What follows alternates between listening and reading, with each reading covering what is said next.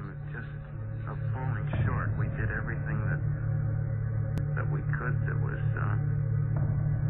was reasonable, and it probably just wasn't enough. Tom, can you first give a case history, just kind of a typical case history, and then we'll talk in greater detail about what happens. All right, I can tell you the biography of a little kid from a hollow in West Virginia whose mom and dad went to Houston to find work. They thought that Houston was the capital of opportunity in America. The dad went out there to get a job, a low-level job with an oil company, brought the mother, then sent for little Jimmy and his little brother. Jimmy and his brother got to Houston on a Greyhound bus, and his dad and mom failed to pick him up. How old were they? Jimmy at that time was 12 and his little brother was 6. They spent the night in the terminal, Jimmy fending off the advances of a number of men. And then the dad came to pick him up the next morning. The parents had both gotten drunk and forgotten to pick up the kids. The boys went to live with their parents. The parents both had severe drinking problems. The dad lost his job. The mother got killed in a car wreck. The little boy was severely injured. Jimmy dropped out of school to try to hustle, was his word, money to help keep the family, what was left of it, together. The dad died, choking in his own vomit after a drinking bout. And Jimmy was the sole support of himself and his little brother. The rent was coming round, and Jimmy had no money, and then a neighbor kid said to him, "You can get $10 just for watching me play with a man." And Jimmy said, "That's queer." And his friend said, "It's not queer if the guy does it to you. If you just let it happen, and all you have to do is watch." Jimmy did it. Then the man offered Jimmy $25 to let the man play with Jimmy, and Jimmy took it, so he had $35. And then he got introduced into the routine. Jimmy was little, only 12, and he was small for his age. And the circuit he went on in Houston was not the main one, which is Montrose. He went to a place nearby, an arcade called Funland. The way that worked was the boys would stand by the machines, and a man would come by. If the man offered quarters, the boy would take them, and then the man and the boy would go off. Jimmy became a professional prostitute at the age of 12. He survived in that capacity until he was 14. Was he working on his own, or was he part of an organization? He was not part of an organization. He was what they call the Farm League, and he was taking care of his little brother. His brother got killed in a car wreck when he was driving with some people, and Jimmy then was desolate and almost destitute. He used the last money he had to bury his brother. He did not want to let his last surviving relative, his grandpa in West Virginia, know the way things had gone. A reporter in Houston last saw Jimmy across the street from Funland, and a man who used to pay boys for sex then told this reporter, "I know that boy." He told a man who's a friend of mine that one time he was having sex with that little boy, and then he realized that the boy was crying, and he looked up and saw that the boy was sucking his own thumb, and at that point he had to break off the encounter. The journalist believes that this reformed man who used to use boys was his own best friend, the boy who had been having sex with Jimmy. Jimmy disappeared. His body was later found mutilated, and his grandfather was notified. The police then told the grandpa in a very cruel way that the grandpa shouldn't try to get a loan from the city of Houston. It would have cost $500 to ship the body to ship the body to West Virginia, because the boy was nothing but a harbor whore or worse. And the grandpa died shortly thereafter. The whole family is dead now. Jimmy was a typical kid. He wasn't looking for this life. He found it. He needed some means of support. He took what he could get, and he came to grief and met his death. Houston is possibly the worst city in the United States for the misuse of lost and runaway boys or homeless, defenseless boys. Probably 350 or more boys are killed every year in Houston. About Houston?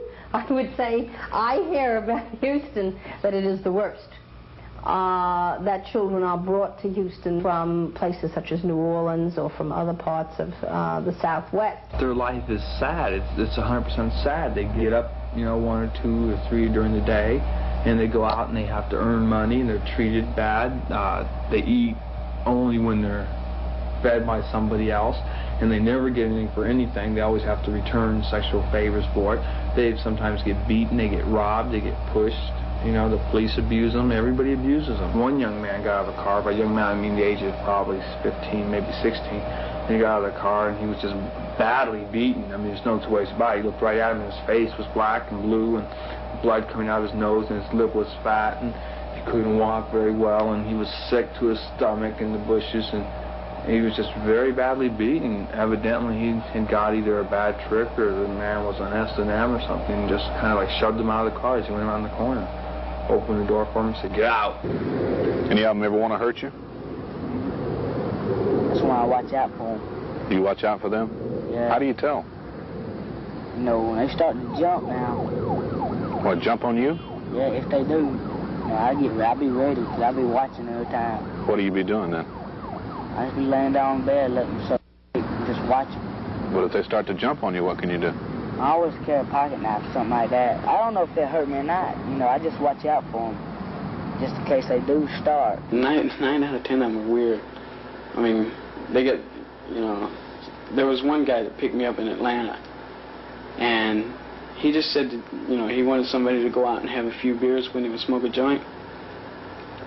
And we got over there, and I was drinking this beer, and all of a sudden, you know, doing like that, you know, I couldn't even see straight. My eyes were rolling back.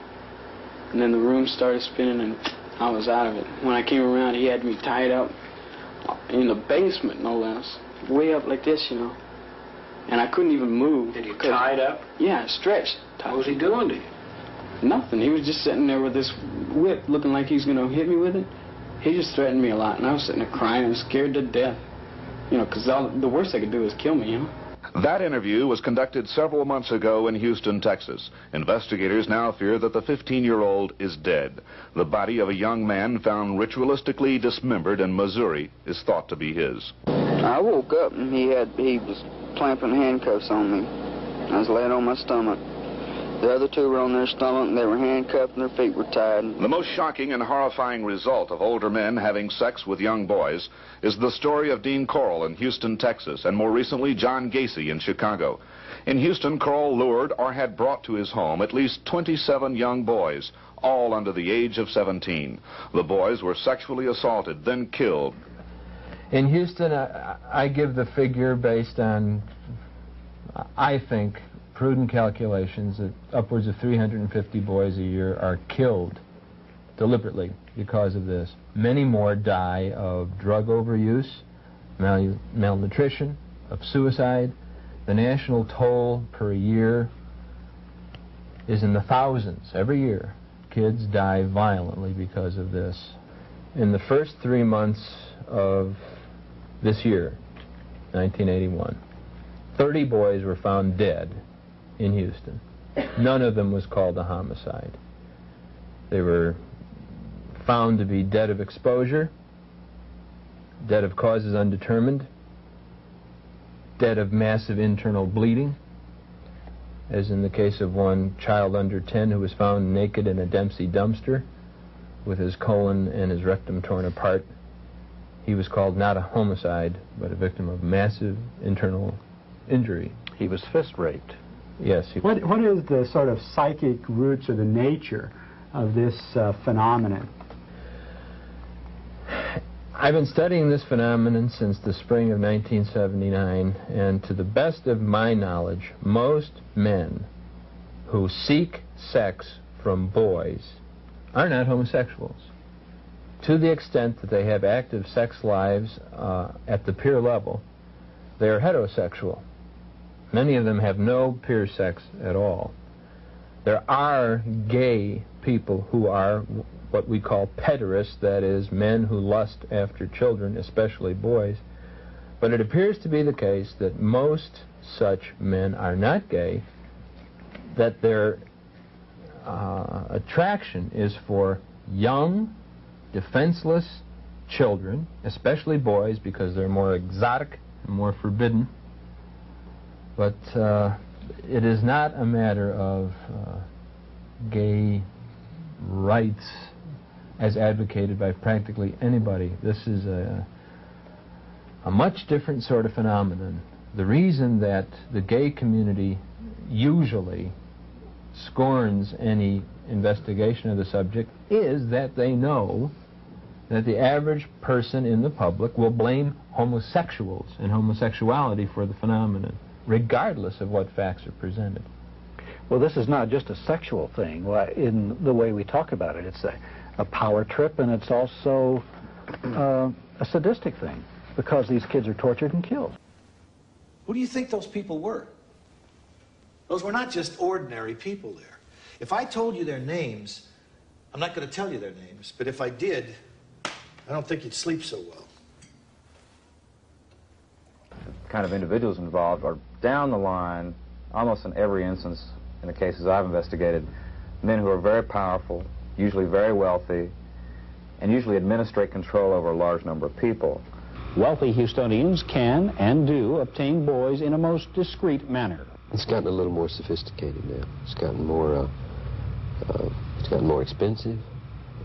Higher prices are paid, and it's gotten a little more sophisticated in terms of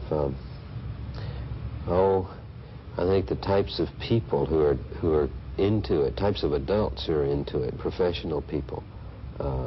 Houston professional people? Yeah. Soliciting boys? Oh, sure. You know, you can be a millionaire in Houston, man. Yeah. You have people here that are so wealthy that they can't let anybody know what they're doing, that they're willing to pay $200, $300, $400 a night, you know, for one of these boys not to say anything about them.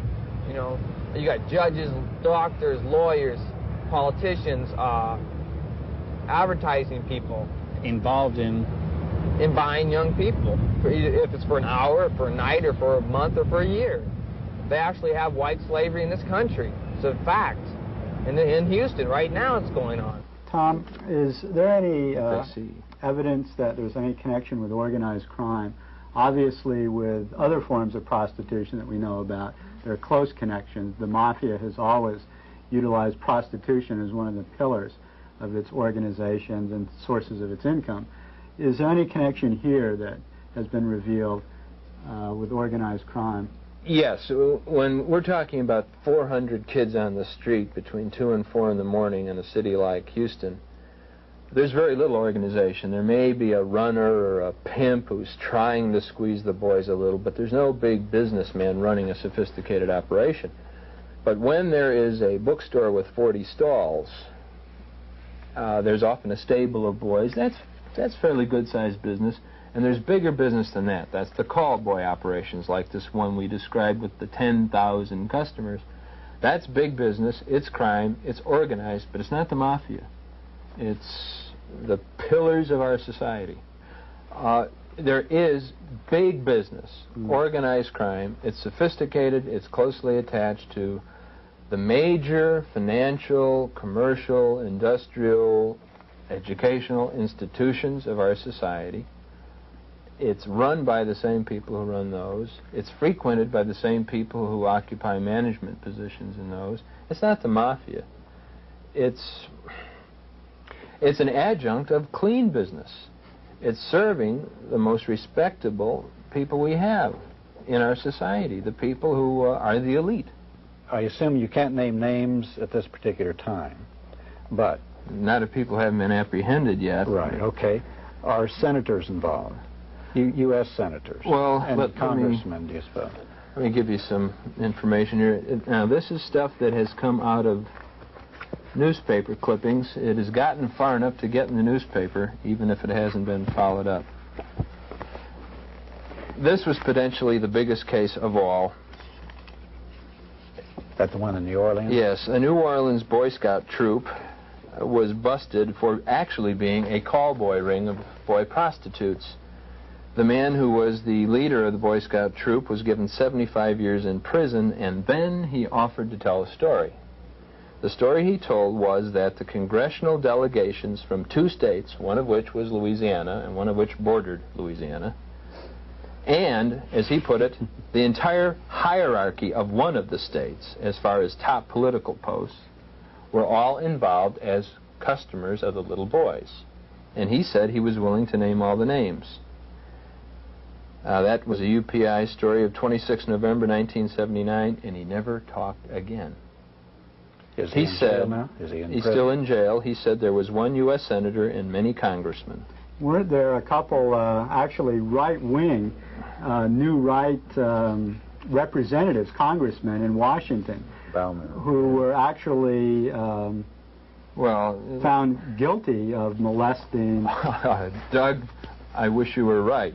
Yeah. Congressman Robert Bauman was apprehended in February of 1980 having sex with a 16-year-old boy. For some reason, no charges were brought until September 1980. At that point, the FBI and the U.S. Attorney made an agreement to keep all details of the account out of public records. The charges were dropped on Bauman's promise that he would take a drug or an alcoholic abuse treatment program. He continued in office and he ran for re-election. He was defeated, but he said he would go on to run again. William F. Buckley is one of his closest friends. They were co-founders of Young Americans for Freedom and the American Conservative Union. The way Buckley put it was this: it transpires that during alcoholic bouts he engages in homosexual acts. He went on to say there was a complaint filed by a 16-year-old boy. And then he went on to say Bauman should resign from Congress and resign from the positions in conservative organizations because he was an embarrassment. Bauman never went to trial. He didn't actually go to a formal pretrial hearing either. Then there was Texas Congressman Wyatt, who was caught, well, actually, I take it back. He was not caught. A juvenile reported that Wyatt had forced sex on him.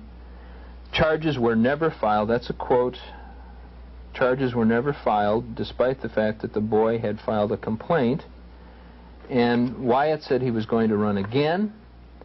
When it was published in the Austin paper that the complaint was not that he was drunk driving, but that he had forced sex on a juvenile male, he said he wouldn't run again. He was already in the alcohol rehabilitation program, so there was no trial, no pretrial hearing, no charges.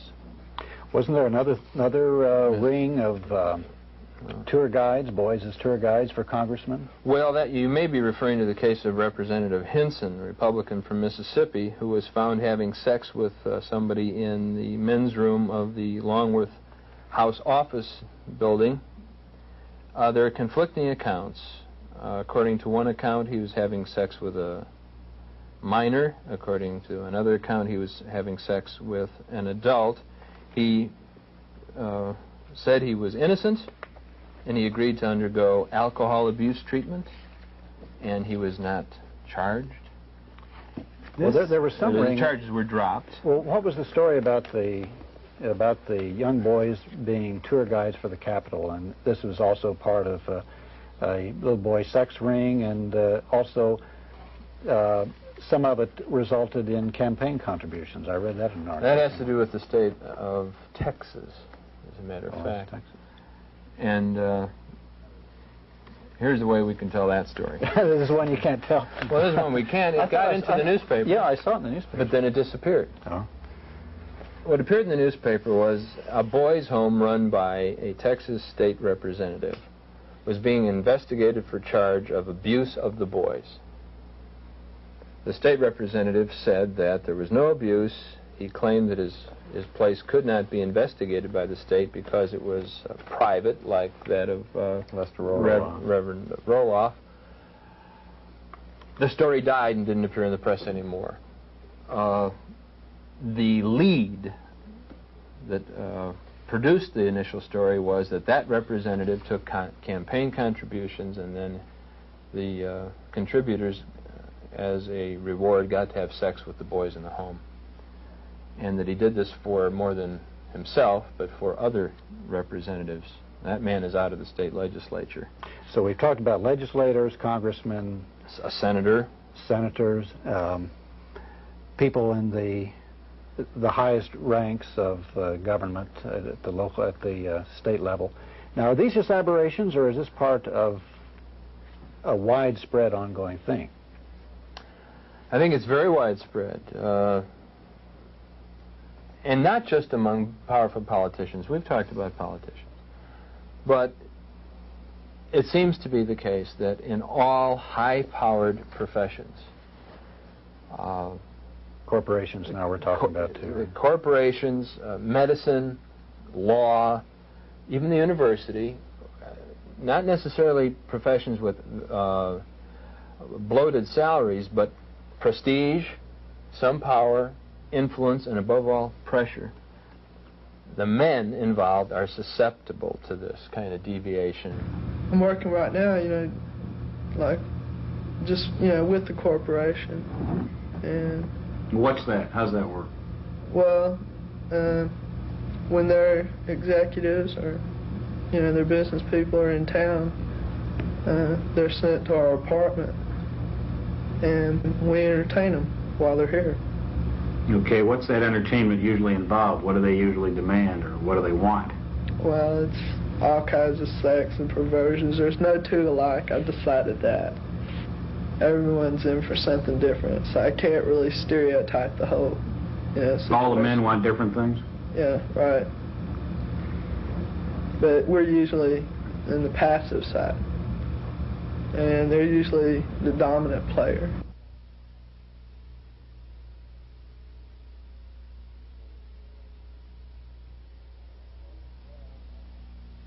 He was a real old man. How old a man? Like about in his 60s, 70s. What does he do at Grady Hospital? He's one of them people that operates on people. He's a what? A doctor. We've talked about those men who have achieved power, and also among those men who wanted it but didn't get it. Mm-hmm. Men like poor Gacy in Chicago, who killed at least 33 boys. He was not a well-to-do man, but he was a joiner. He paid high dues to join men's clubs. He paid $1,000 to join the President's Club so he could have dinner with Jimmy Carter. Instead, he had dinner with Mrs. Carter and had his picture taken with her. He was an upward striver. He killed at least 33 boys. He offered in his defense that he could not identify any of the 33 boys by face or by name because he had had sex with 1,500 different boys in the previous 5 years, 300 different kids a year, and most of them, as he said, were prostitutes. He didn't snatch them off the street. He went out and bought their services, and then he coerced them, as this lawyer in Washington says no one ever does. He made them captives and he killed them. What about women in positions of power in government? You don't find women involved in this? Well, you don't find many women involved in positions of power in the American Maybe that system. explains what appears to be the fact. Women don't do this to little girls. Heterosexual women, homosexual women don't do this to little girls. Or little boys. Or little boys. I mean, it happens, but it's not common, it's not ordinary, it's not a phenomenon. It isn't a threat. If you have a little girl and you have an adult female friend, you needn't have any apprehension. But if you have little kids who are boys, they are in more danger than the little girls today. Why do you think there's so much violence caught up in this? Investigations in other cities have shown that boys 13, 14, even younger are coerced into prostitution with threats of physical violence and are sometimes shipped across state lines, shipped to the older adult men who desire young boys for sexual acts. Occasionally, these boys' episodes with their older clients ends in physical violence. There are men who seek young boys to torture and sometimes to kill. This phenomenon is not unique to America. It may not even be unique to advanced industrial urban societies. In the other places where it occurs, though, it doesn't seem to be attended by a high level of mayhemic violence. And in the United States, it is. In Islamic countries, for instance, prostitution with boys is a standard. I've been in Morocco and Algeria and observed this, and yet I've never heard any stories of violence being involved. In other words, it's an erotic phenomenon as opposed to this power or psychological. Well, there are those who would have us believe that that is the case in America. Here, for instance, is an article written by a law professor in Washington, D.C., who was general counsel to the Metropolitan Police Department. This article was written in 1981. He says, if the boys are victims, it is largely in the technical sense. It is more accurate to characterize them as entrepreneurs who, by and large, understand their own motivations. They do it for money, for drugs, for pleasure, and perhaps for some as a crude gambit for emotional sustenance. But unlike teenage girl prostitutes, they do not act out of fear. There is no coerced recruitment, no whippings, no incarcerations in their rooms, and no sweet-talking pimps with Cadillacs. That's not what I have found. So you think that's false, that Washington police chief? I think it's false, and I think it's a deliberate falsehood. Well, let's talk about, we haven't talked about the proliferation in the United States of this. We've talked about a few individual cases. How widespread is it, and what are the numbers we're talking about? Well, we know this, for instance. This is a standard. 500,000 kids run away or are thrown out of homes every year in the United States, and the majority of them are boys. Another thing that the President's Commission on Obscenity found, this is the commission that Richard Nixon repudiated, it mentioned in passing that child pornography was a phenomenon of the abuse of children, and then went on to say that for every female prostitute of any age in the United States, there are 9 boys underage who are prostitutes. That is a finding which is debatable and is a speculation, but it went unnoticed. I think, though, that if you get in a car and prowl the streets of the capitals of this practice, Houston, New Orleans, Atlanta, Chicago, New York, Los Angeles, and to a much lesser extent, Austin, our state capital, and Washington, the nation's capital, you'll find that boys are the ones hustling more than the women. Mark, some of the research that you did in Austin here that started off your involvement in this issue indicated that there was a possible ring of homosexual boys in Austin. Could you tell some of the facts on this case?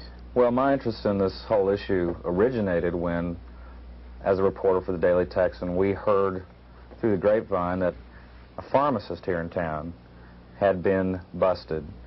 And I don't remember the original charge. I'm not sure if it was abuse of a boy in a home. I guess it was abuse of a, that's right, abuse of a boy in a halfway house. Well, the thing that interested us about the case was that the police had later found in his home a file, an index file, of anywhere from 200 to 500 names of young boys around the Travis County area and counties accompanying Travis County. And it had their names, phone numbers, parents' names, in many cases, sexual statistics on the personnel, height, age, weight, and in some cases preferences. And that sounded like an astounding thing to us, that there should be somebody traveling around, and what he did was he would hang out at high schools and offer the drugs that he had available as he was a pharmacist in exchange for sexual favors. Well, we followed that up, and somewhere down the line of judicial scrutiny, the evidence was lost or disappeared or was unable to be retracted. And it complicates from there, but that's how we got. Well, Anderson, his name was Anderson, Robert Anderson. He was found guilty of one charge and sentenced to 2 years in prison. And then he skipped. He was still not incarcerated. He skipped, and he's never been found again. Was there any indication that he was involved with other men who were participating in these favors? In other words, what would the point of him keeping these cards be, unless there was some sort of business or organization? He was an agent. He was an agent, and he had quantities of drugs. Mark didn't mention that he listed next to the name of each boy that boy's personal drug preference. Mm-hmm. Yeah. And he also had a very large quantity of muscle relaxants to administer to boys to make sex easier for the men.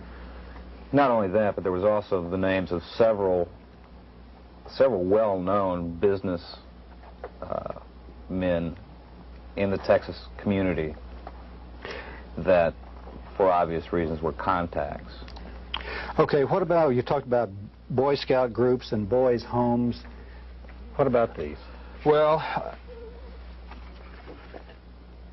a boys' home is an ideal place if you want to get in on an operation and get hold of some vulnerable kids. It's an ideal place to do it.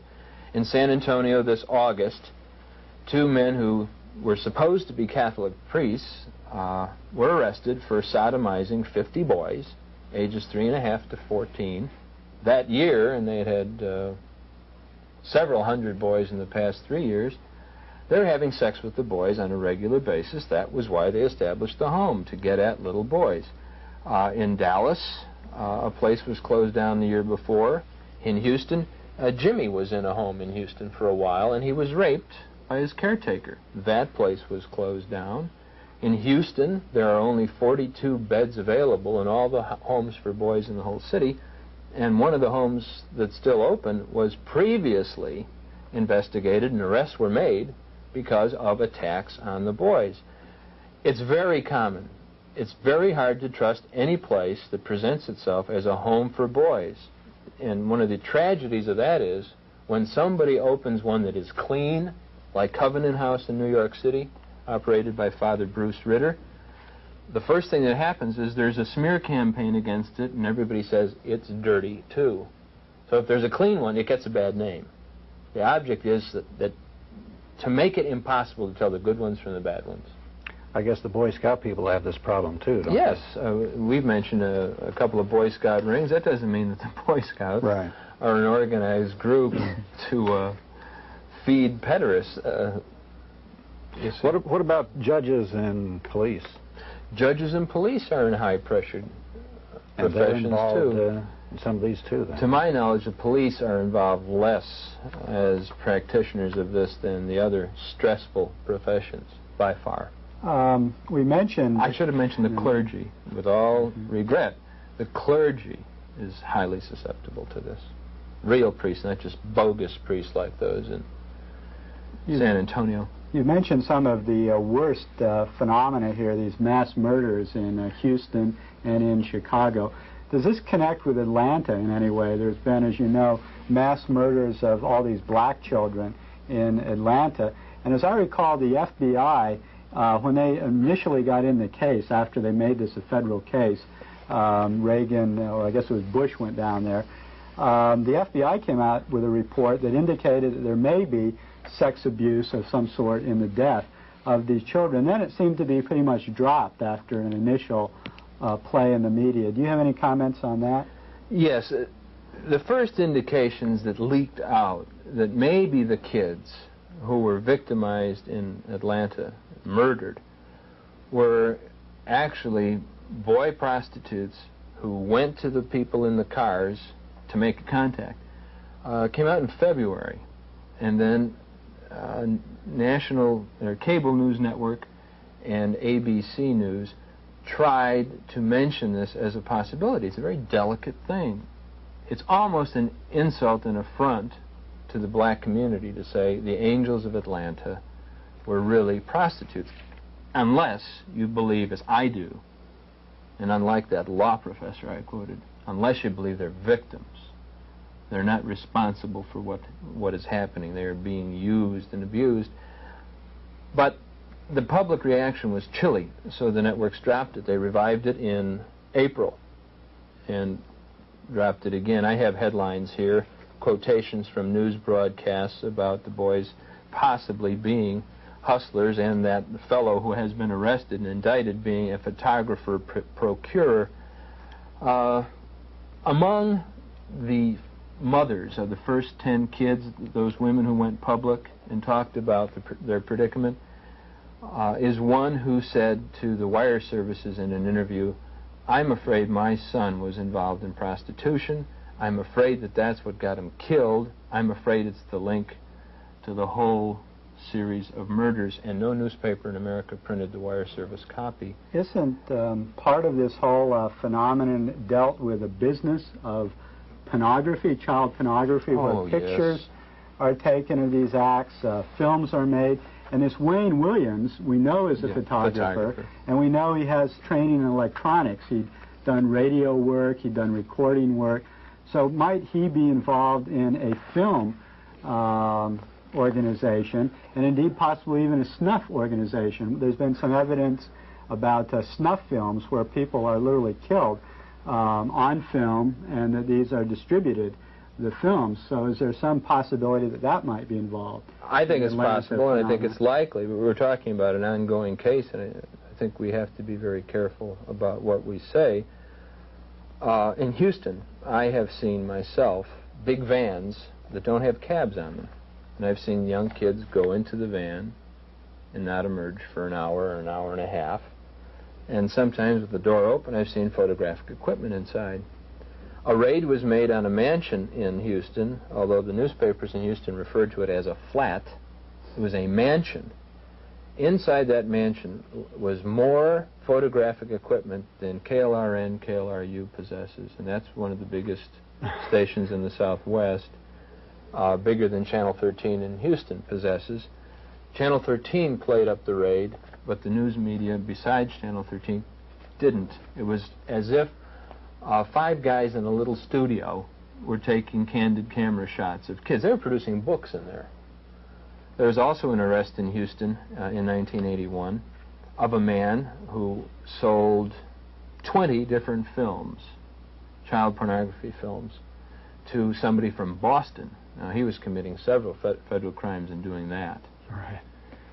And among those films, although the newspapers would not print the information, among those films was that of an infant being sexually used by men, and a film in which somebody appears to have been murdered. That person hasn't gone to jail yet. What about the bookstores and the the places where they show movies and stuff like this? Here in town, for instance. I think that you don't find much evidence of this sort of thing in the bookstores, because it's the people who are trading and dealing with this kind of thing. It's a very clandestine operation, and having gone through an investigation myself, I know how absolutely impossible it is to trail this stuff. I mean, you're dealing with people who are not stupid. You know, they are in levels of power because they're intelligent people, by and large, and they cover their tracks, and they're not about to be dealing with them through the bookstores. I think maybe 5 years ago you could find that sort of thing, but now I think it's been pretty much cleaned up. Tom may have more. Well, I went into a bookstore in Austin 2 years ago in daylight, and my experience is the difference between the operation in daytime and nighttime is the difference between night and day. Yet, in daylight, I first bought a magazine that had pictures of people of borderline age. They could have been 18, they could have been 17, and 17 is legal. And then I had the names of illegal publications. I first asked for a register that listed boys by description. It was a catalog, The Order of Boy. I asked for that. In a bookstore? Yeah. You're in Austin? Yeah. Or, yeah. It's a crime to print that, to reproduce it, to distribute it, to buy it, to possess it. I broke the law by saying, I want that, and the guy reached under the counter and handed it to me. Then I said, what about this? And he handed me that, and I said, what about this one? And he handed me one more. And I walked out of there with a lot of illegal goods. That was in the daytime. I understand that as of now, 1981, the same bookstores don't let somebody they don't know do that sort of thing, even at night.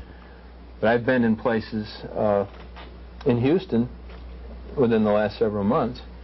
One in particular I can describe to you had 40 cubicles where supposedly men go in and put in quarters to watch dirty movies. And outside every cubicle was a little boy. I was approached both by little boys, as if I were a man who might want a boy, and I was approached by older men who, in the dark, thought I looked young.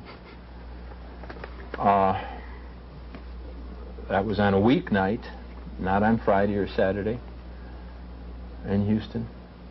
When I started following up some films that we heard were circulating in the Houston area, I called an old friend of mine while I was investigating another case involved in this, because we heard that it had been viewed by the district attorney's office in Houston. This friend was a good friend who I'd known from bars, you know, I mean, in a very social atmosphere, not a professional one. And I called him to ask about if he had heard anything about this film or viewed it himself, perhaps. He answered the phone. I said hello, and we chatted for a moment. I said, by the way, have you heard anything about this film? And he cut me off and said, I've never talked to you before in my life. Boom. And I've never talked to him again. And I've known this guy for a couple of years. As soon as I mentioned that film, it's like... When Boys for Sale was shown on TV, it was shown first as a nightly series, and then there was a summary program. The biggest bank in Houston withdrew its advertising from the show and from the station because it showed that program. Wow. And the bank managed to get the other advertisers for that program to withdraw their advertising. And if I might interject this just for a moment, because it ties into the power problems. I remember originally with the Robert Anderson, the pharmacist we talked about earlier, one of the items found in his apartment was a wallet, or checkbook, I guess, with a student's address and name on it. Well, we started to make some phone calls and try to contact this person. We finally got through to his father, and it turned out it was one of the major banks in Dallas, and his father was the bank president. And we thought we had a hot lead going. And next thing we know, a very, I can't mention names here, but a very powerful law enforcement agency head called us. We were asking about this individual's name in Dallas. And he called us back and said, and it was so cryptic that it was unusual, he just said, all I can say is, forget Dallas. You know, like, don't touch it. A Texas House committee has been charged with looking at the problem. 2 public hearings later, the committee has been unable to make any serious progress. Its budget was slashed from $80,000 to $15,000, hardly enough to do an honest probe. And the committee chairman admits to knowing of the problem in Houston, but says he's been told to back off. When we started this committee, we asked for money to do an adequate investigation to determine just how serious the problem of child pornography, child prostitution, sexual exploitation is here in Texas, which I think is a proper thing for this committee to do. Now, that was the first indication that we had pressure on us. The second indication was when I appeared before the House Administration Committee, when they chopped our budget, and subsequent conversations with certain members that said, we have got to stop our investigation. Why do they want you to stop? I don't know why. I have no... Do you plan to find out? I plan to find out. I think it's serious that they were getting this kind of pressure. Let's continue talking about this situation. You have a story here which kind of is good for several aspects of who's involved, what happens to them, and what doesn't happen to them. Okay, I'll read a wire service release which came out of Dallas and which said at the top, broadcasters note nature, repeated, broadcasters note nature, and also said, note discretionary material. Here's the copy. A 30-year State Human Resources Department employee has been arrested in Dallas on charges of sexually abusing a child. The Department of Human Resources officials say 55-year-old Howard Ray Parker was suspended yesterday from his job as Medical Services Programs Director. That's statewide. Police say they found 200 to 300 pictures of nude boys in Parker's home. Wow. Officers say a 16-year-old runaway boy alleged Parker had sex with him while he lived with Parker. A spokesman for the Department of Human Resources in Dallas says the 30-year veteran employee charged on sex offenses has been suspended without pay. It goes on to say that this is routine procedure. It repeats that he's charged with the abuse of a child he picked up on the street as the kid was hitchhiking. It says that the boy alleges that Parker kept him in that apartment of his for a month and that Parker repeatedly attacked him during that time. Police say a search of Parker's house uncovered 200 to 300 photographs of boys in various states of attire, and many showed them engaging in sex. Now, it happens to be the case that those boys were charges of the Department of Human Resources. And here's what happened in the case. Mr. Parker went under the care of a psychiatrist. The psychiatrist said that prosecution would be damaging to Mr. Parker and prevent his recovery. The judge took that into consideration in the pretrial hearing and let him go. And the state of Texas paid for his psychiatric care, and they returned him to the job after his rehabilitation. He went back to work. He went back to work. What about the kids? Did they do anything to rehabilitate them? Whatever they were supposed to be doing in the first place. Let's take a look at the children involved and their lives. Robin Lloyd, author of For Money or Love, the definitive book on boy prostitution in America. I think that it's been described as a national horror. I don't think it's a national horror. I think it's a national tragedy. My findings are that the boys that get into this, as described in the title of the book, For Money or Love, they're not really in it for the money. I think that they're in it for what they perceive to be adult attention or adult affection. That's where it becomes a tragedy. If you take a 12-year-old boy who comes into a strange town, he's broke, he's cold, he doesn't have anything, he's hungry, and then the other street boys will tell him, hey, you know, you've got something you can sell. And he finds he has this marketable commodity I mentioned earlier. So now he goes to the apartment with a strange man. They go to bed together. The next day he's out on the street and he's looking for now the same kind of protection that same night. Their life is sad. It's 100% sad. They get up, you know, 1 or 2 or 3 during the day, and they go out and they have to earn money, and they're treated bad. They eat only when they're fed by somebody else, and they never get anything for anything. They always have to return sexual favors for it. They sometimes get beaten, they get robbed, they get pushed. You know, the police abuse them, everybody abuses them. What do you do with the money? When I have to stay with somebody, I pay them that, or just give me something to eat when I need it. And I buy me some shoes or some socks, whatever I need. How much you guys getting per trick? You gotta be able to make some bucks. We gotta get more than $5.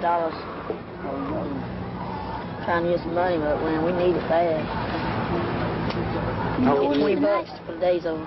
Oh, no. So I can make money, man. There's no other way. No other way you can make money? That's true, there ain't. Can't find no Coke bottles around these days. People already took them all up. 14, I can't get a job. I ain't gonna get a job.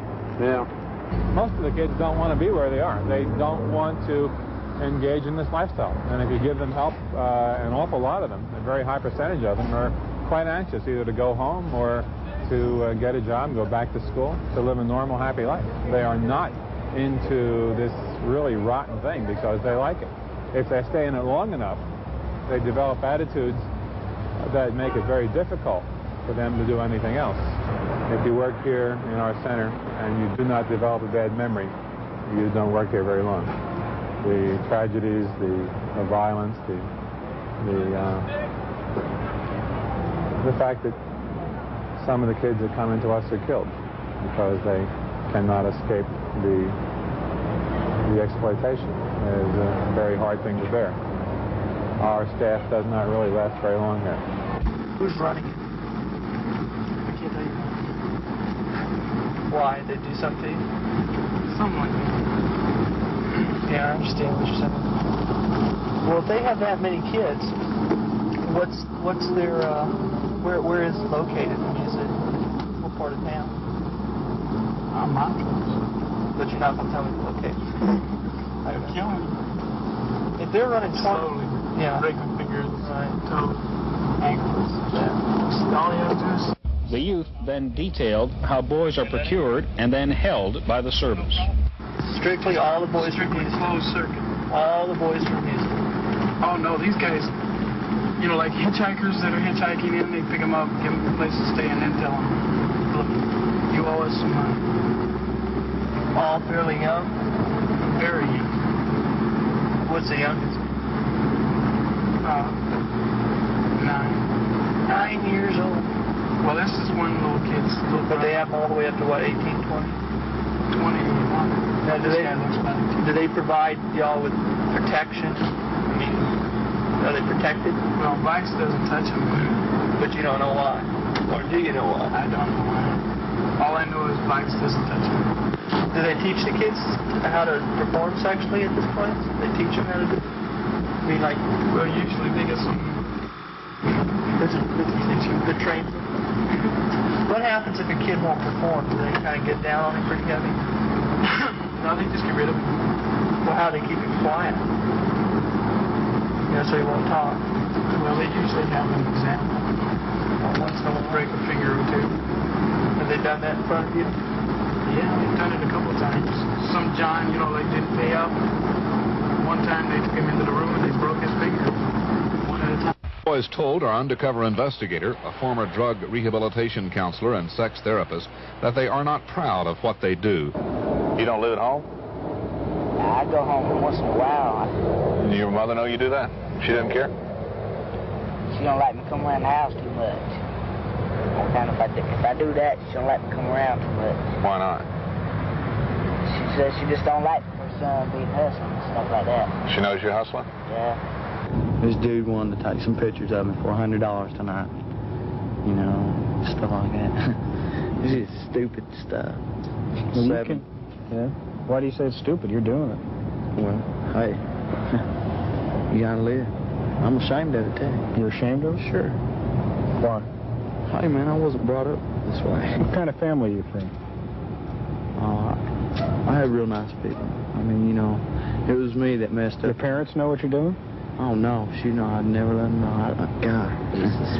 Hell, I've heard them too many ways already. Well, the reason I'm here is, you know, when I was 13 years, well, I was 10 years old when my mom got remarried. And when she did, this thing she married came into my room and raped me. And they had to take me to the hospital and put 3 stitches in me. You know, that's when you were 10? Yeah. So then what happened? How'd you end up leaving home? When I turned 13, I just, you know, packed up my bags and trucked on. What do your parents think you're doing, or what's your mother think you're doing then? I don't know what they think. I haven't written them a letter since year before last. They don't care, you don't think? No. This boy was partially a victim of poverty. On the streets, though, you find boys from varied backgrounds. One 15-year-old from a wealthy family tells of being cast out because he was failing in school. His parents are divorced. Neither his father nor his mother wants to care for him. He started out as a prostitute when he was 12. You gonna keep hustling here? Yeah, I have to. I mean, you know, where's a 15-year-old gonna get a job, man? It isn't too likely. What do you think about what you do? You proud of it? No. I think disgusting, revolting, you know. Why do something that's disgusting and revolting? Well, you gotta eat and you gotta sleep, you know. Well, the worst they could do is kill me, you know. Well, that's pretty bad. Yeah. I mean, aren't you worried about that? Don't you value your living? No, right now I don't. You don't value your life? Not really. You don't want to stay alive? I mean, I want to stay alive and all, but, you know, if I die, what the I mean, it can't be much worse. I know. I mean, is it that bad out there? Don't you look forward to the day when you get a good job? Yeah, but that's all I can do is look forward, you know. Live each day as it comes. So you're really not happy here? No. I'd much rather be at home, you know. Well, down in Houston, they have streets where they hustle, which you don't find in some other cities, right? That's right. What kind of, now this is apparently, these are the entrepreneurs, as the D.C. guy talked about, right? These are cold little kids looking for money to buy some food, money to get a room, hopefully with some privacy, with somebody if they can't get any privacy. To put it in the bluntest terms, at 2 in the morning, when the bars close, the boys who've had only one customer that night and need more money, or haven't had any customers at all, start bidding against each other for the favors of whatever pederasts are patrolling the street. You've actually observed it. Yes, yes. That's at 2 o'clock. It lasts for about an hour, a little longer, and then some kids are left, and many of them have nowhere to go. They might have what they call a trick pad that they can go to, and I hope they get the $25 to pay the rent there the next day. I've seen them climb under cars to get shelter and warmth. To sleep, you mean? Yes, at 4 in the morning on this one night in November when it was cold, and the boys had T-shirts on, not jackets, and they didn't have jackets. These are mostly destitute, well, you might say street people. Well, they might come from well-to-do homes, Doug, but when they're gone for a few months, they're poor. Down and out. They are now poor. A rough count that I made was that there are 400 kids in an area of half a square mile. Is there any... Now, let me finish the story. Sure.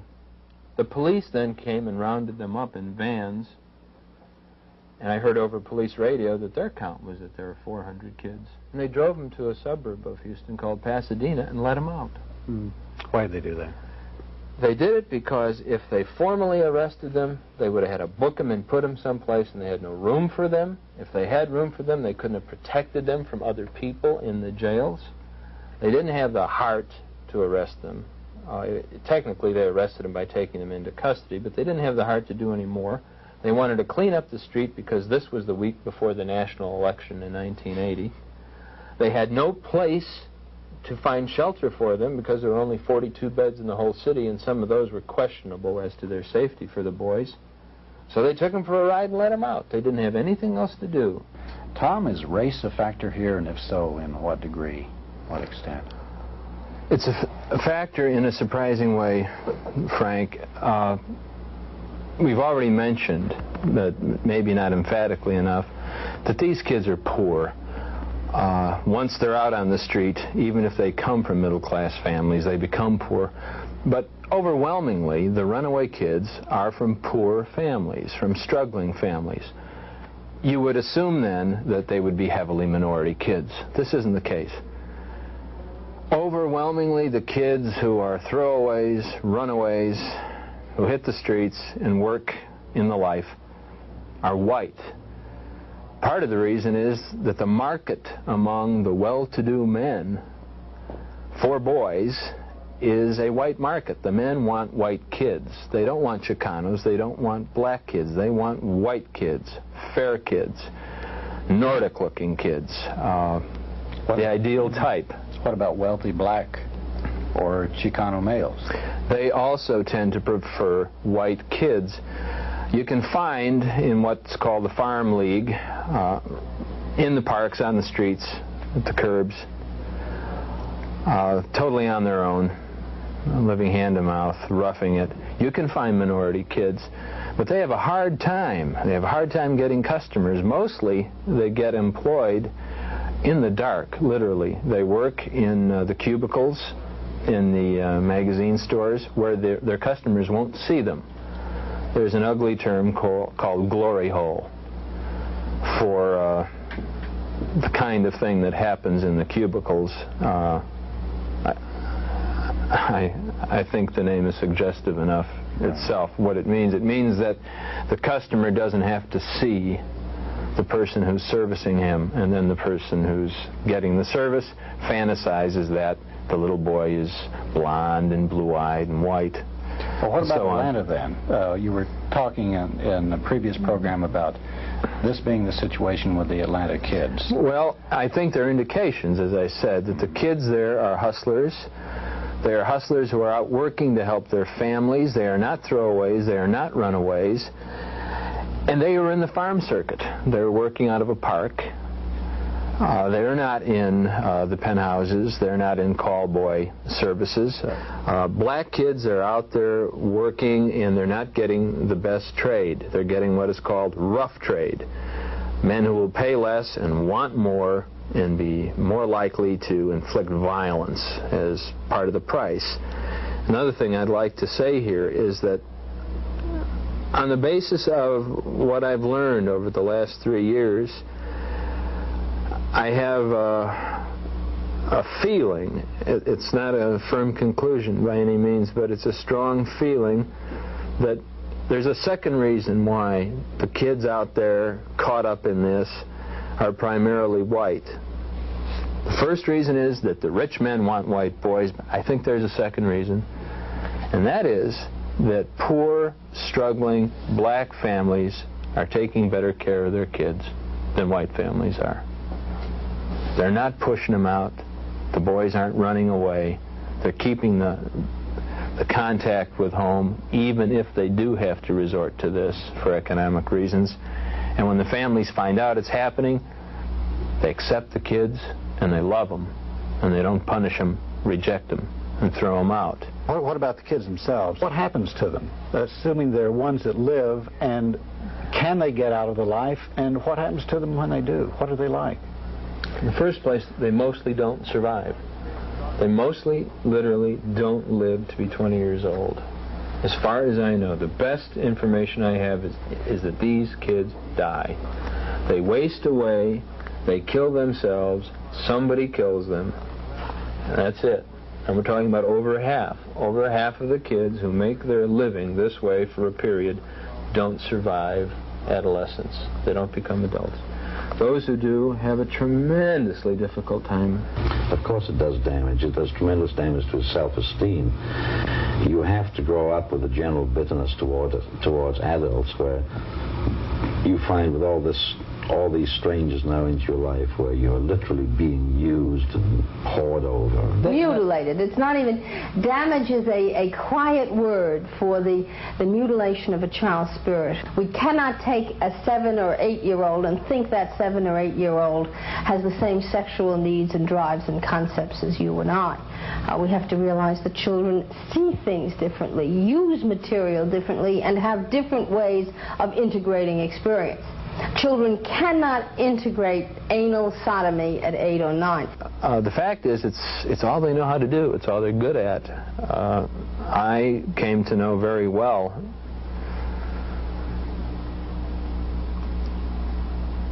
a 22-year-old hustler masquerading as a 16-year-old for whom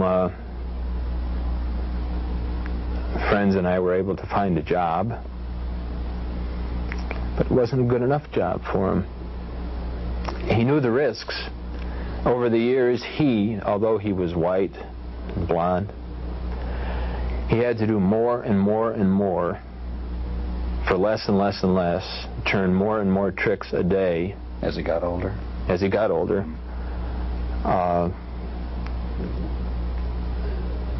One of the things that I know happened to him in the last year was that he had to be subjected to penetration with bottles. And the men played the game of whether or not they'd break the bottle off in him or not and cut him. That kind of thing. When he was 17, he didn't have to do that, and he got more money. At 22, he pretended he was 16. The man pretended he was 16. He got less money. He had to turn more tricks. But he didn't know what else to do. He felt it was the one thing he was good at. He also admitted to being miserable. What are some of the legal problems here? How come more of, the organization that's exploiting these boys hasn't been uncovered, and two, the men who are participating in these crimes against each other? Take the boys' homes, for instance. In the case in San Antonio, which is still pending, there was an eyewitness who walked into the room of the director of the home at 4 in the morning because he was sure there would be a little boy in there. And there was a 6-year-old boy in bed with this supposed priest. Now, the eyewitness testimony that a boy was in bed with an old man doesn't do anything in the courtroom. It doesn't prove that there was sex going on. If the little boy testifies, who is going to take the word of a little boy against the word of, say, a real priest? And what little boy is going to say that a priest violated? It's a hard arrest to make. It's hard to get a warrant.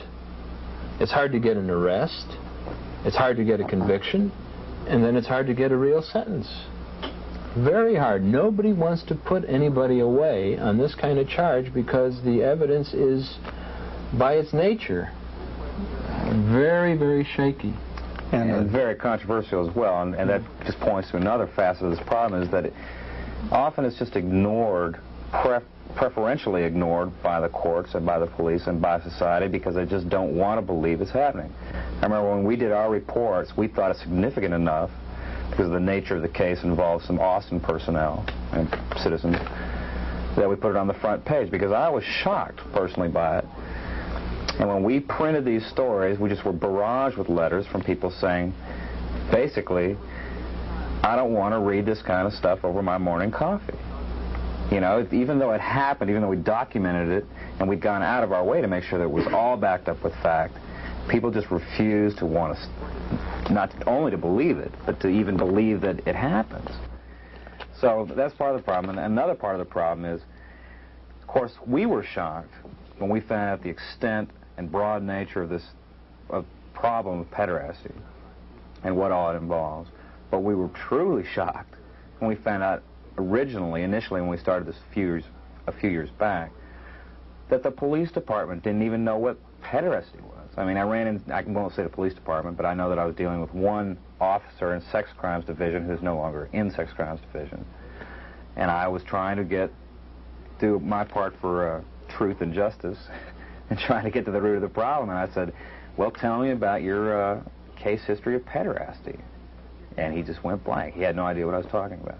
Now, to their credit, I will say that the Austin Police Sex Crimes Division has come a long way since then. But if the police don't know what it is, then certainly most members of society won't know what it is.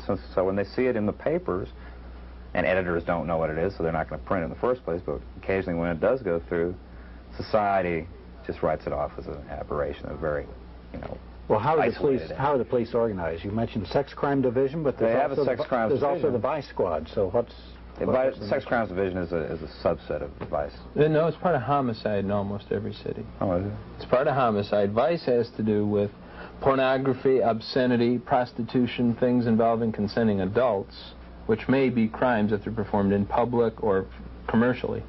A sex crime is something that involves a direct violation of the law or involves things with kids or child pornography. Do you have a feel for, say, the budget and the number of personnel in Vice Squads compared to sex crime divisions in various places?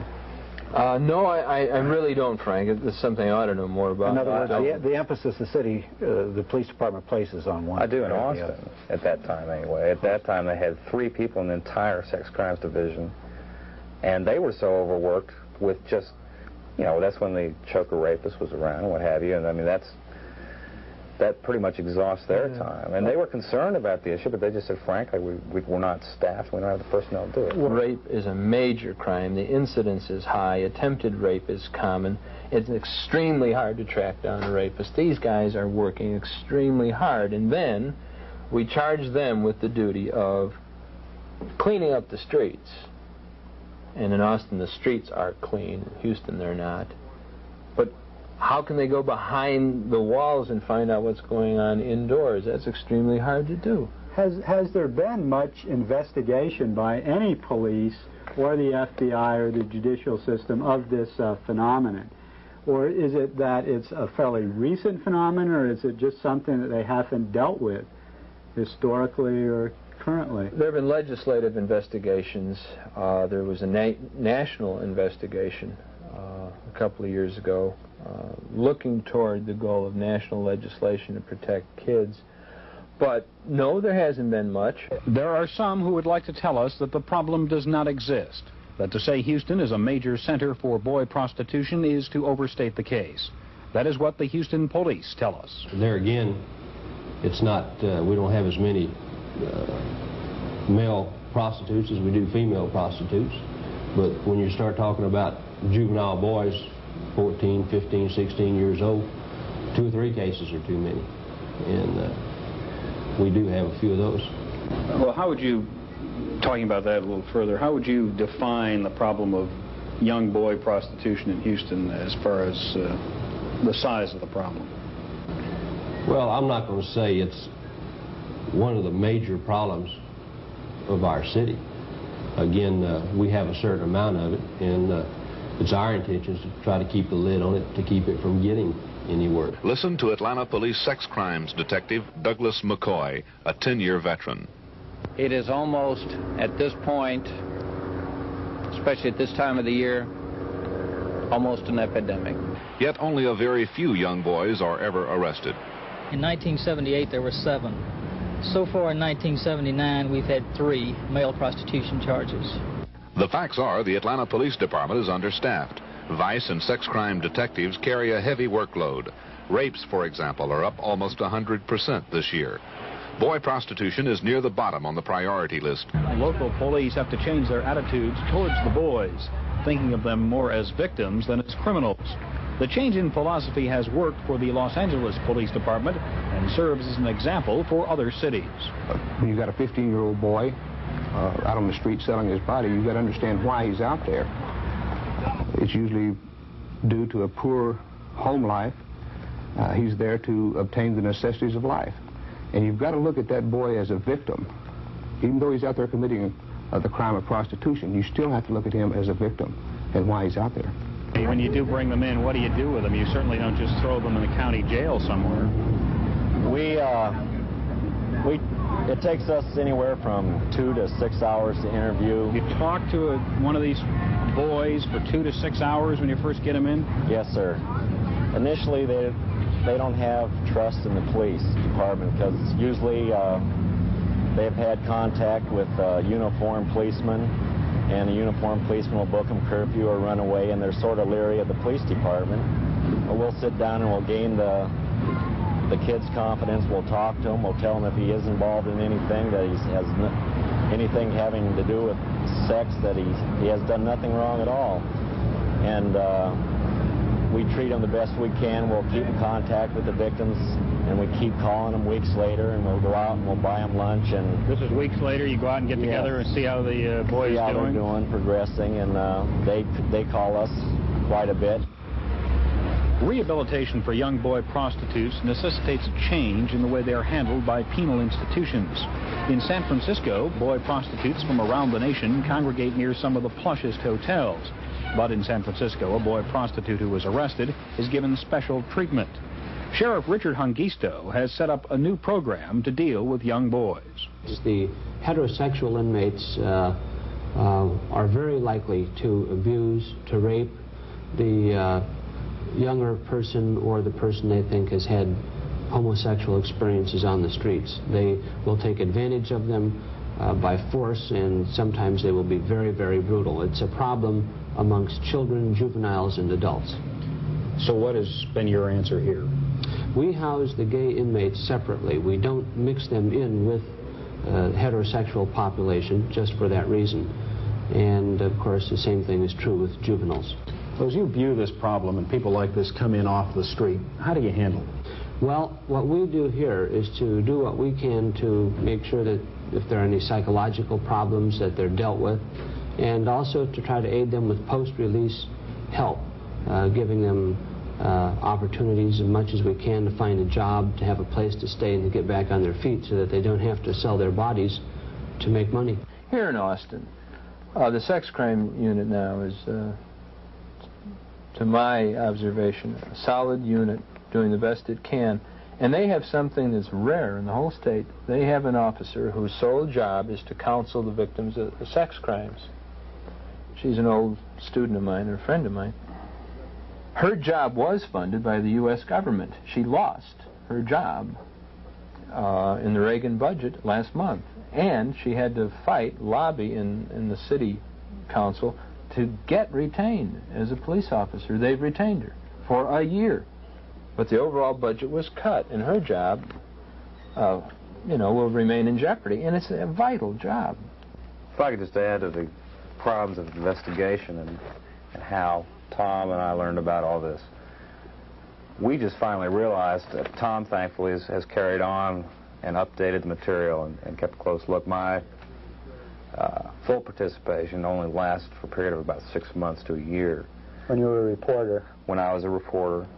And myself and another former editor of the Daily Texan, just as soon as we got hooked on it, I mean, as soon as we found out what was going on, we went after it with entire abandon for a good period of 3 to 6 months. Almost every day we forgot our classes, we forgot our work at the newspaper, we were determined to get to the root of it. And after 6 months, we had touched the tip of the iceberg, and we realized at that time, after spending inordinate amounts of time, money, and energy, which we didn't have to spend already, that we needed to be funded by some sort of organization much larger than ourselves, and a staff much larger than ourselves, to continue it to find out really what was going on. So I can see how law enforcement agencies, with what little funding they have, particularly during a tax time such as ours, that it's hard to do. And as I said, the more we found out, the more questions propped up, and the deeper it became. There's so many things. If it's all right to range around a little bit here, it ought to be said that in academia, there's been virtually no contribution. I learned about this whole phenomenon as a teacher when a student of mine called my attention to the TV documentary Boys for Sale, which was made in Houston. I was embarrassed that I didn't know anything about the subject, mentioned it to sociologists, anthropologists, psychologists, social workers. They didn't know anything about it either. Then I went into the bibliography and found that it was first meager, and second, heavily oriented toward the defense and explication of the pederast, like the lawyer's commentary I quoted to you. It's considered a dirty subject, and people aren't supposed to go into it. Every semester when I lecture on it, I have students get up and walk out. I used to have complaints made to the department, to the college, to the university, and so on, that I was doing pornographic things in the classroom. That's abated, but people still get upset and walk out. Maybe not because they are offended, but because they're emiscerated by it and they want to get away from it. People don't like to look at reality. Well, especially as real as it. This stuff is horrible. At any rate, if the police department from any major city went over to the major educational institution in its area and asked for a contribution from the faculty, that faculty could contribute practically nothing. Academics have been not necessarily remiss, but they have been oblivious to this. Can I ask you, unless it would compromise your information system, how do you go about getting your information? Observation, interviewing, and interviewing of many kinds. Interviewing kids, interviewing people who are willing to talk, who are on the other side of the street, so to speak, and investigators. Have you written any books, or are you planning any articles or studies on this? I'm working on a book, and I expect it will not be the last book that I'll write about the subject, and I'll be teaching a course on it in the spring, and as far as I know, it'll be the first one ever taught in an American college. Can we talk about the mass media treatment? We've kind of hit on it here and there. From what I seem to get, the electronic media, particularly a couple of TV stations, have done most of the work on it, and the newspapers haven't done much. With the exception of Mark and Gary Fendler. Right, with the exception of the Texan. Well, it's interesting. Throughout all the things that we did, we thought, and perhaps we were in a minority, but we thought it was information that was in the best public interest to know, or at least be exposed to, was not touched by any other local media in town. Do you have any explanation for this? Why didn't the Austin American Statesman pick up on it? I really don't know. Or the TV station. Did you ever take it to them? But actually, I think the Statesman did run one or two. I think they ran the initial story about Anderson, the pharmacist being busted, and that's what sparked our interest. And of course, and they dropped. Did you ever talk to the reporter that did that story and see why they didn't pursue the... No, I don't think I did. I think we got so wrapped up in what we were doing. What about down in Houston? Is there any evidence of pressure to keep the lid on down there? Well, when Boys for Sale was shown on TV, it was shown first as a nightly series, and then there was a summary program, which you'll have excerpts of. The biggest bank in Houston withdrew its advertising from the show and from the station because it showed that program. Wow. But they didn't withdraw it until the last... Not the last minute. They kept saying, if you don't kill that program tonight, we're going to withdraw our advertising. And they did. And the bank managed to get the other advertisers for that program to withdraw their advertising. The Houston Post and the Houston Chronicle, again, that story I mentioned in the previous program about the bust of this mansion with this incredibly elaborate film studio in it, emerges in the Post and the Chronicle as a little place with some cameras. Yeah, and the problem is not so much that the incidents are ignored, but there's never any follow-up. There's never any investigation. They just take the easy way out. Something happened, boom, it happened. Next day it's forgotten. What we need in the media is follow-up and investigation on everybody's part, so that we'll become sensitized to the issue. You had some threats of physical violence also when you were doing this investigation. Well, did you not? We were working with some people from Houston who knew a lot more about it than we did, and they, of course, counseled us and said, beware. I had my windshield broken in. I mean, a brick thrown through my windshield. I don't know if that was entirely coincidental. I sincerely doubt it, just because of the timing and nature.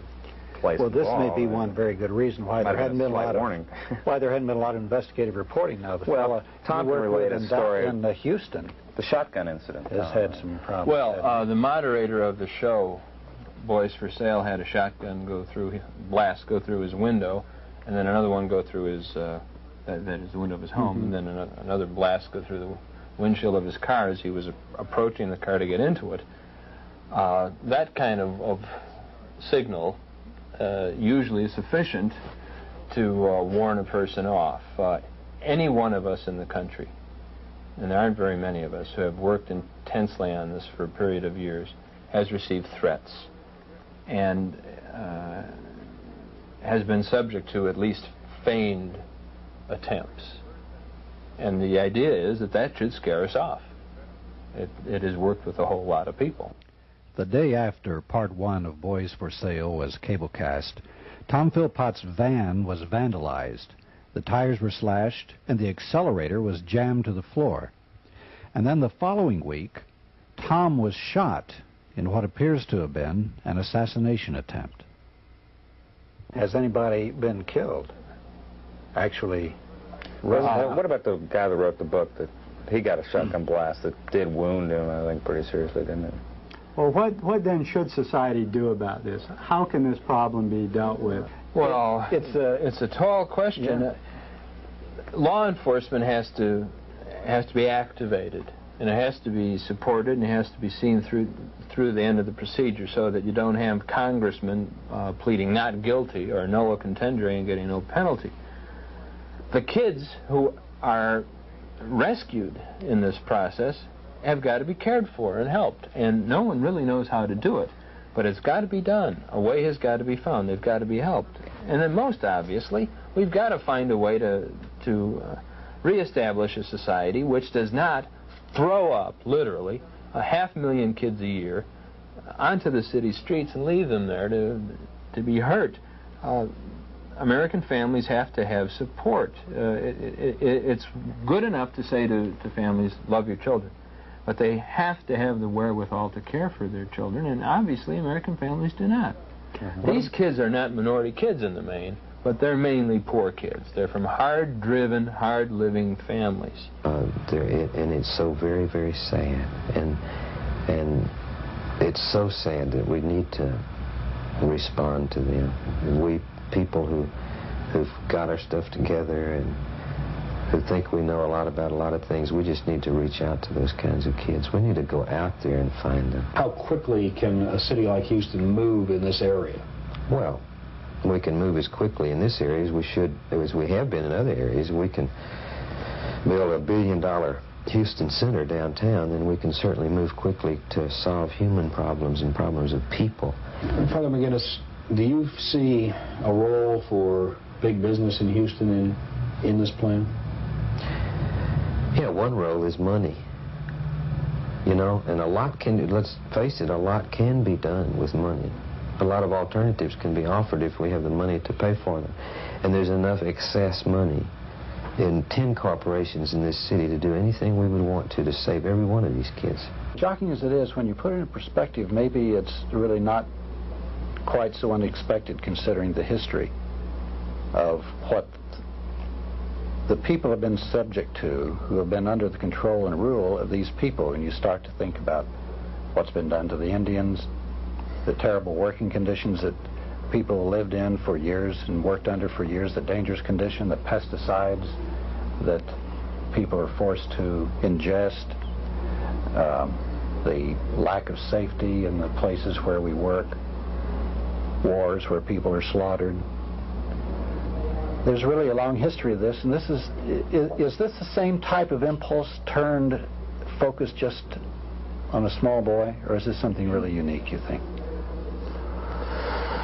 That isn't easy to answer, Frank, because in all honesty, this subject has baffled me from the time I first became aware of it until this day. I can't understand it. And I'm trying very hard, and it's very difficult. As an historian, I know that this society, probably above all in the world and in the history of the world, romanticizes childhood. But the historical record, child labor, for one thing, indicates that this society has not been good to children, has not protected children, in fact is contemptuous of children, heartless to children. And they're such helpless victims. Who can they go to? What constituency do they have? Nobody. The heartlessness that goes into it is certainly somehow connected with the heartlessness which ground up the Indians, black people, immigrant laborers, poor people in general, which is motivating the cuts in social programs today. Blindness to the actual living reality of people's situations. Yes, it's connected. But this is it's about the most hair-raising thing I think I've encountered in studying the history of my country. The slaughter of the innocents. It's the greatest slaughter of the innocents since Herod. And it goes on and on and on. And when the public gets a hint of it, nothing happens. The case of Price Daniel is instructive there.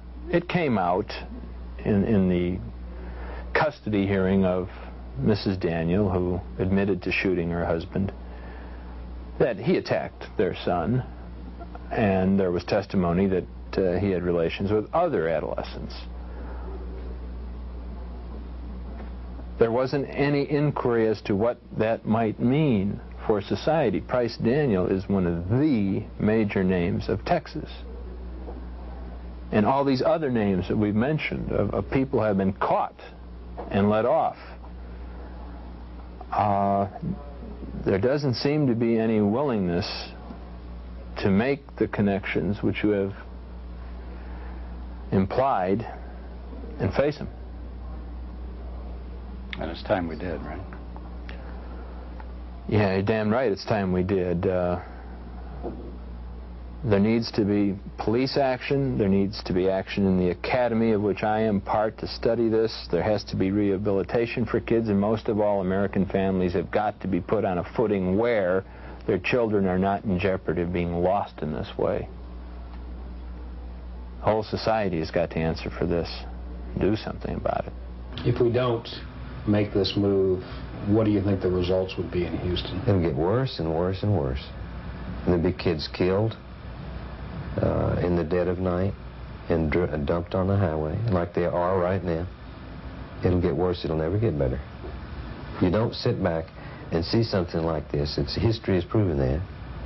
and just watch it, and it gets better. It'll get worse, much worse.